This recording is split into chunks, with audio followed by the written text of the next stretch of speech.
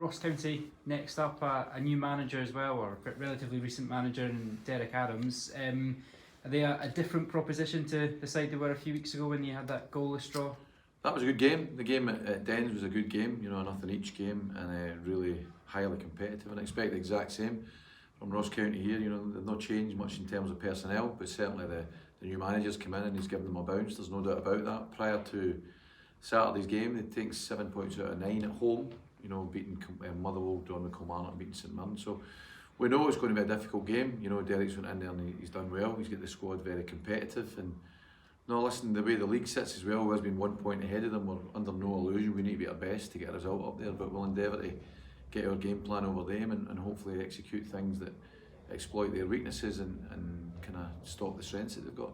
You've gone a few games without a win. Is this one that you'd probably target to win every game, but this one you have your eye on, that quite a significant one to try and get back to winning ways? No, every game. I think the mentality of myself, the staff and the squad is every game you go into, you look to go and win. So it's no different. We're going to Ross County, it's a difficult game. We know it's going to be a difficult game against a tough opponent, but no, every game we go with the same.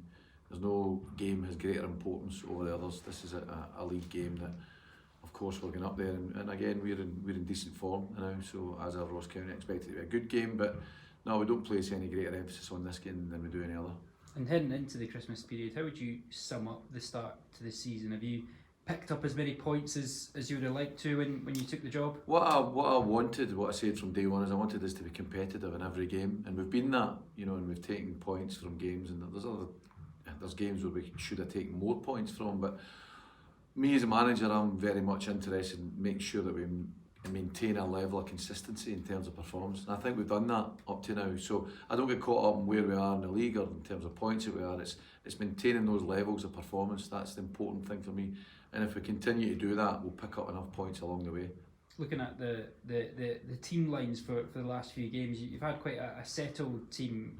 Maybe the odd change now and again, or just going unchanged. Mm-hmm. Are you pretty happy with what you've got then? Do you think you kind of know your best 11? Yeah, I was really happy with the squad that I assembled in the summer, and I think now you're seeing that level of consistency, but behind it, there's a real demand. For example, this week with another reserve game where the ones that have not been getting the game time, they ran out 7-2 winners, and the attitude and the professionalism of them is just outstanding. So that team in front of them that you're saying that they've been picked on a consistent basis, they know they're under pressure to perform, because what's coming behind them, is a difficult, it's a healthy level of competition. And as manager, that's what I want. That's what I've said from day one. Everybody's competing for a place and training hard to make sure they get that starting place. And more often than not, when players are presented with that opportunity, be it coming off the bench or getting a start, they've taken it. So as a manager, that's what you want, and I have to praise the squad for being like that and make sure that they continue to be that way. With that settled squad, could that mean it could be maybe a quiet January transfer window with regards to any new signings? Well, I think what happens your January transfer window that has a knock-on effect from your summer transfer window, and the effects of that can be less if you've recruited well in the summer.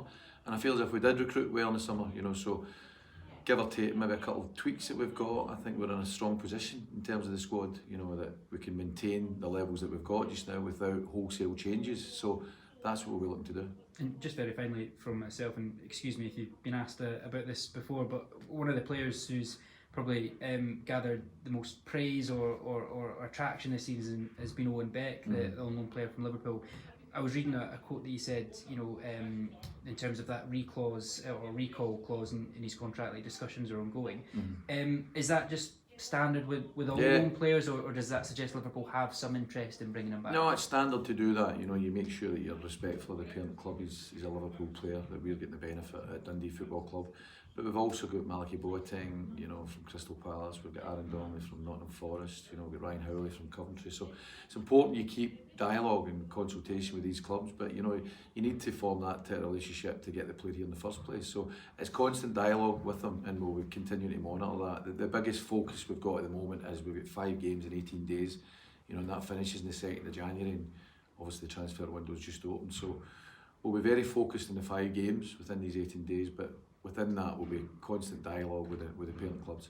So none of these clubs have said, can we have this player back? At the moment we're in dialogue. As I say, we're just making sure that you know, both parties are looking after their own interests, so that's where we are at the moment. Great. Thanks, Nick. And just how's the team just looking for Ross County?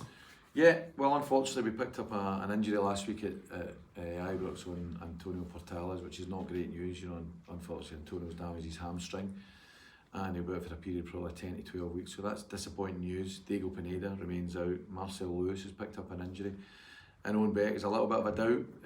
He never played last week, obviously.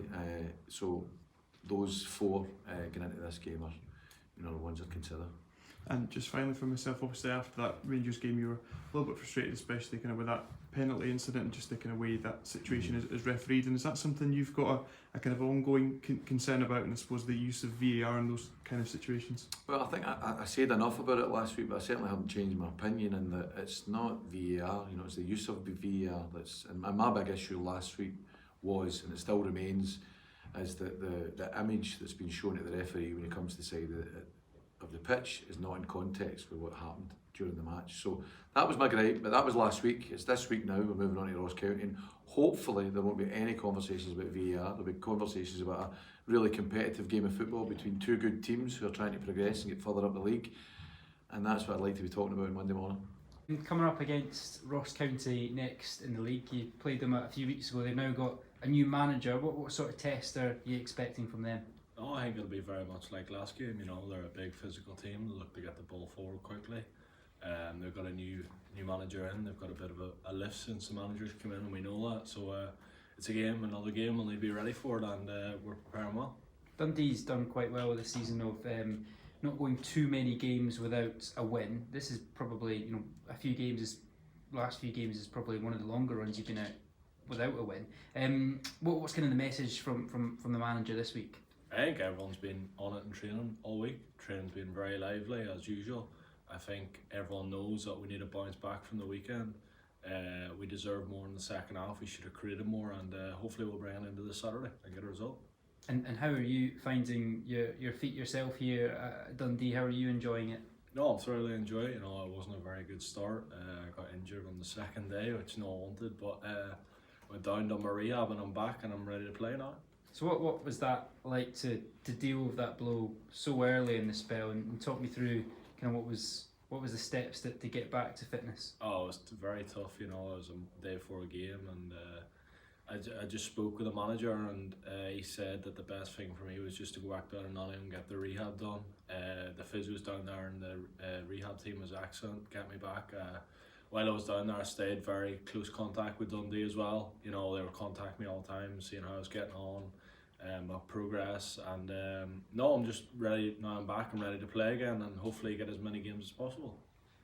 Sorry, what was the injury that you picked up? I tore ligaments in my ankle, grade 3. And so quite a relatively speedy recovery. That sounds quite a nasty one. Well, I was due to be out for 12 to 14 weeks, but the rehab team, as I said, in Nottingham was excellent. Got me back within 8 to 10 weeks. So back up, I was just finding my way through fitness and training at the start. Was on the bench for a few games, and I'm ready to get playing again. And just very finally for myself, on your own performances, do you think you've now got a real chance to stake a claim to be starting each week now that you're back to fitness? I think the squad's really competitive. You know, you see the other day in the game there was a reserve game, and there was a few boys playing and they were chomping at the bit, and I think that shows the competitiveness in this squad. Everyone wants to play, and you can see it in training each week as well. You know, everyone's performing well, and it's a really tough decision for the gaffer to make on a Saturday. You said it's a squad game, really busy spell coming up, the festive season. How important is it to start picking up results during this period? I think we had a meeting the other day, and I think this is the most important time of the year to pick up results. You know, there's a lot of games coming up thick and fast. The whole squad will be important, but everyone's ready, everyone's champing at the bit to go. And you spoke about the festive kind of busy period there. That must be, you know, for you as a player, part of your relish, less training sessions, more games, just constantly playing.